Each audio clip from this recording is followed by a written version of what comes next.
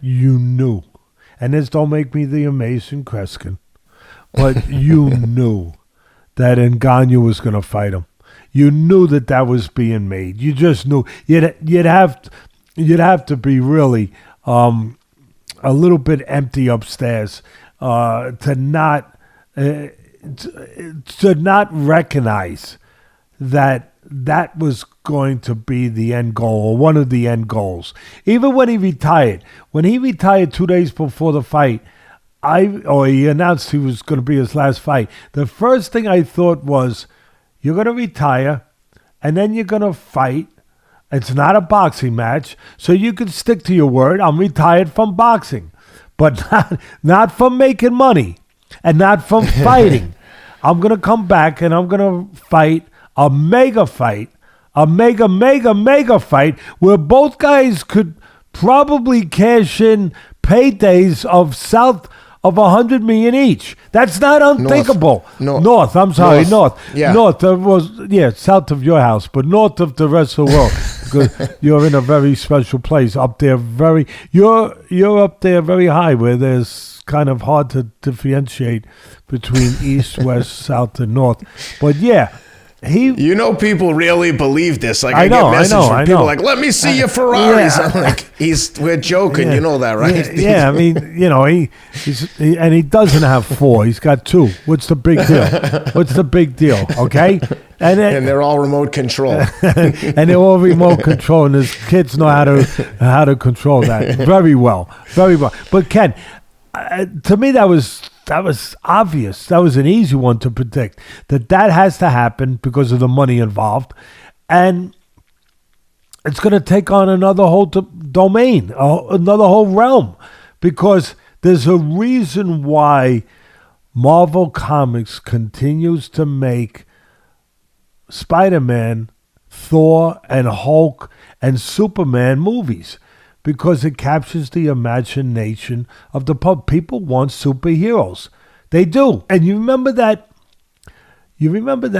in the first Rocky movie, I know there's been like 100 of them, but in the first Rocky, which was a hell of a movie, and the second one was too, but in that first Rocky movie, when Apollo Creed was getting ready to figure out who he was going to fight, and he was looking through the record books and trying to, on the bicentennial of our country, who am I going to fight? And then he finds it. He looks, he says, there it is. I'm going to fight Sylvester Stallone, not Sylvester, I'm sorry, Rocky Balboa, Rocky. The Italian stallion. That was the key. The Italian stallion. And then he says to his promoter, he turns to his promoter, and he says, Apollo Creed versus the Italian stallion. It's a damn monster movie. Sounds like a damn monster. and people love Godzilla. They love monster movies, and they can't get enough of them. They can't get enough of the superheroes. It captures the imagination of people. It entertains people. People want to allow their imagination to run wild. They want the opportunity. Give them something. Give them a runway, like an airplane needs a runway. Your private jet, for example, right? It needs a runway to take off. Give them a runway, Ken, for their imagination to truly take off. That's what people want. And that's what great promoters lock into. They recognize that. Give them a runway. This is a runway for their imagination to take over. You got Ngannou, the UFC heavyweight champ, big, massive, strong man who can punch like hell. And you got him in there with the heavyweight champ of the world, Tyson Fury. It's a monster movie. It's a monster movie. It's going to make monster money, but it's not fair. It's not fair. And I know that, you know why it's not fair? Yeah, because it's not, it's like saying, okay, we're going to fight you, but you got to put your hands behind your back. And people will say, Teddy, what are you talking about? What am I talking about? Listen, it's an age-old question. Who's better, the boxer or the MMA fighter? Everybody is always in search of that. But until you make the rules where both of them can use their skills in that octagon or in that ring, it's not fair. And look, I've been in business almost 50 years, Ken. And so my sport obviously is boxing. But I've gained a great respect for the UFC, the same, and for the fighters and for the people that do this and the code they live by, just like the boxers in my business. I have a great respect for all of them. But to say that that's a fair way of finding out who the better man, the better fighter is, when you're going to take one that can go and use all his skills, all his acquired skills over 20 years or whatever it is that he's been 15 years that he's been fighting with the amateurs, with the pros, that he can go in there and box and do everything that he's obviously been trained to do. And then you're going to tell the UFC fighter or the MMA fighter that, hey, you can't grapple, you can't use jiu-jitsu, you can't go to the floor, you can't grab the guy and pick him up, you can't elbow, you can't kick, you can't do any of that, but we're going to find out who the best fighter is out of both of your sports. No, you're not. No, you're not. The boxer's going to win. The boxer's going to win because it's his realm. It's his domain. You're tying the guy's hands behind his back. You're taking away the skills that he needs to be at his best.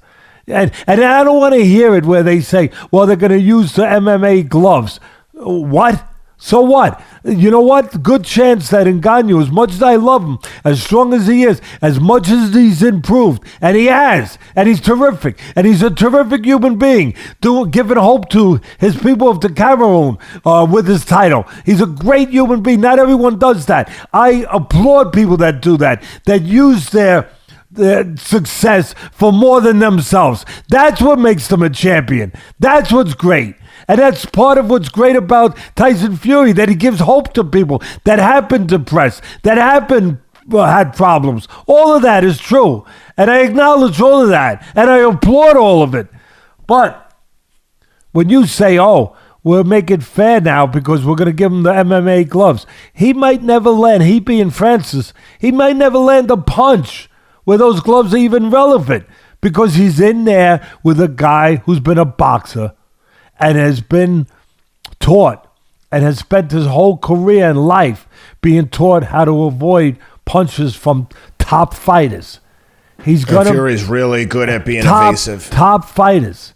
He's going to have a good chance of avoiding a punch, whether it's got a 10-ounce glove or whether it's a bare fist. He's going to have a damn good chance of avoiding that because of his acquired skills and his calmness in that environment that he's been in since he was a kid. And Ngannou doesn't have that advantage. His best skill levels are also he's great, he's athletic. When I was in a ring with him in Vegas, you were there, and he asked me to train him for one day, and I did. I'm there. I was overwhelmed by his athleticism. A guy 6'5", 260 pounds of nothing but steel, muscle and steel, could throw a kick. You have to see him in person to appreciate how fit he is. He's incredible. Could throw a kick above your head. Well, guess what? Yeah. He ain't going to be throwing kicks. He ain't going to be allowed to do that. He's not going to be allowed to use that athleticism to its fullness, to its extent that he should be allowed to use. He's not.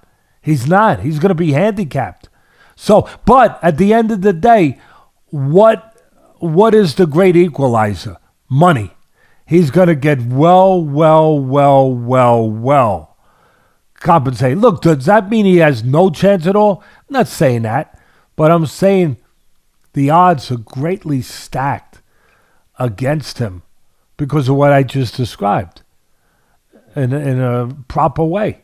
But again, 100 million for each guy, that might be a big underestimation. It might be 150. I don't know. It could be 200 million for each guy. I mean, because again, the people will buy into it.